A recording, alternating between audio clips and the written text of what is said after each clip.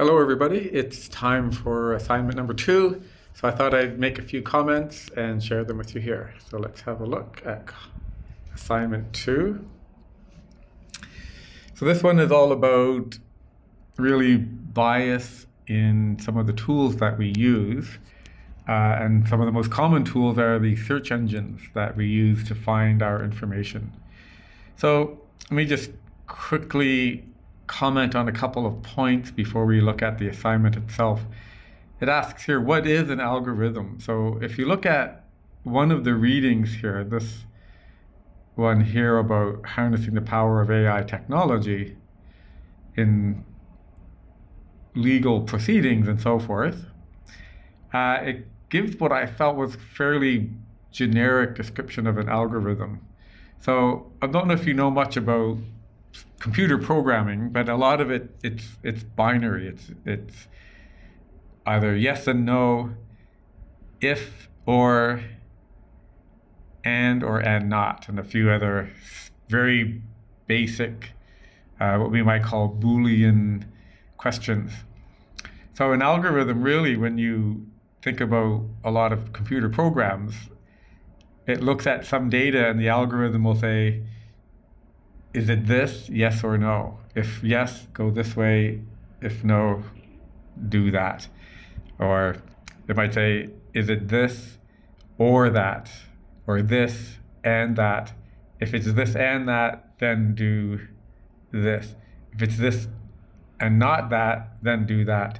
So it's very controlled and very non-intuitive. And most importantly, the questions, the algorithm itself, and the questions behind those algorithms of if this, then that, are all programmed by a human. So that's where the bias seeps in. So what you're being asked to do, there's some readings here. Algorithmic inequity, it'll talk a little bit about what I've just said. A very interesting discussion on how it's being used in the US in legal proceedings, and AI, which is hopefully more advanced than a simple algorithm. I don't know enough about AI to discuss the background of it. And a very interesting video on something we all know a little bit about, which is film and photography and color film, which in my own background, I did actually do a lot of darkroom work with black and white photography. So I found this really quite fascinating. So anyways, you come down to the assignment. And so there's a couple of things to do first.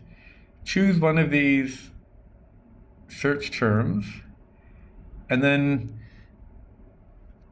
search in these two different search engines. I've never heard of this DuckDuckGo search engine before, but there are certainly others, Google, Bing, Yahoo, I think still exists. And I'm sure you'd find other search engines as well. Of course, I think 99% of the world uses Google at the moment. So what you are to do then is take a screenshot of the results and then sort of analyze the difference between the results that you get in these two search engines. And just share with us in the discussion forum your thoughts on why you're getting the differences in the search engines. And that will hopefully make apparent some of the bias that might be behind the search engine itself, which is an algorithm.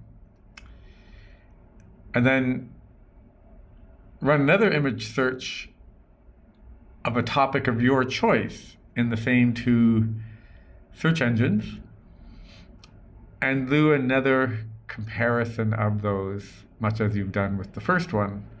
So I've had a couple questions about this already, and really you should be thinking about topics that might come up in your classroom or topics that you might deal with your own students, because your students would have those same questions, or if you posed a question to your students and said, go search on the internet, they're going to be then exposed to these algorithms and the biases that are built into these algorithms. So your second choice should be something really related to your teaching context and the age group that you work with. So you can really see what your students would encounter. And then share your thoughts with us on that as well. And then compare your results, and I keep stressing this to people, by reading as many of your peers' work as possible. I know it says at least 2, but as I keep saying to people, there's so many great ideas shared in these discussion forums. You really need to do and read your peers' perceptions of the readings, because they're applying these readings to their own teaching context. And their teaching context is, I mean, you're all Canadian, teaching in Canadian schools, although some of you are Canadian teaching outside of Canada, but you still have that Canadian perspective. So I really think it's important for you to look at your peers' comments as well. It says here, each of the Truman search, each of the image results are 250 to 500 words for the whole post. Well, it actually says 250 to 500 words for each, but less is more in this case because you want your peers to read your work.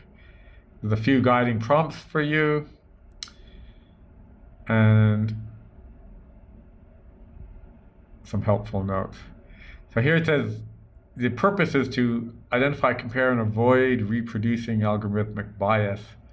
So really, I'm not sure about avoiding it, but what we're doing is becoming aware of it so we can deal with it and help our students to deal with it. Okay, so that's more than enough talking. Thank you so much.